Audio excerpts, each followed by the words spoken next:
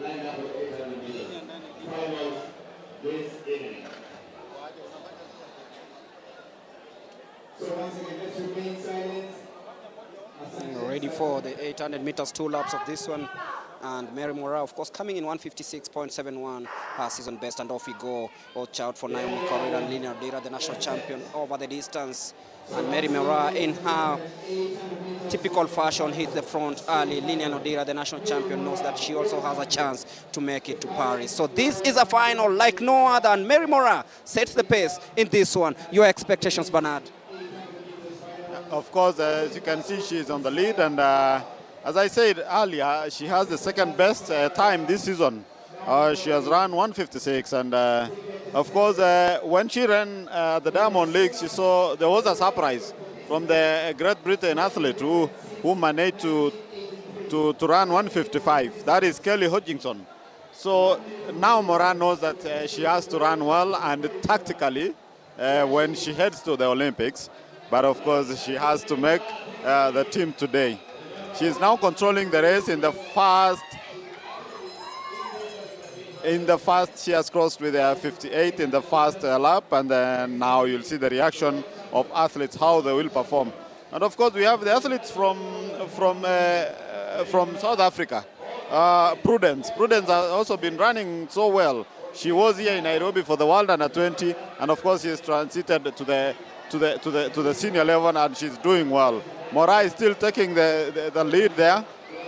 And of course, MORAA and of course ODIRA fighting it out as they head towards the bend, which is very hard to negotiate. But they watch out for Sarah MORAA, telling her sister that, wait, I've been here also. I want to be heard. It is a battle between the MORAAs. And of course, watch out for the likes of Sylvia Chemutai, Chebet, but then it's Sarah MORAA and Mary MORAA battling it for 1 and 2.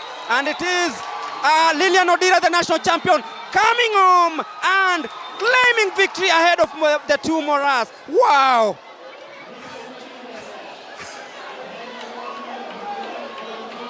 Lilian ODIRA, the national champion, showing us that whatever she did at the Ulinzi complex wasn't a fluke. She's come here, won the trials ahead of the two MORAAs.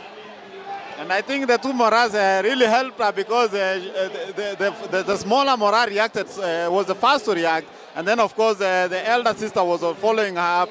And then, of course, now Lilian ODIRA had to run a tactical race and, of course, win at the last minute, at the last second at the finish line. As you can see, Mary MORAA was in cruise control of this one. She knew she had experience, she knew what it takes, but then just took her eyes off Lilian ODIRA, who is the national champion in the 800 meters. Lilian ODIRA had to run a tactical race and, of course, win at the last minute, at the last second at the finish line.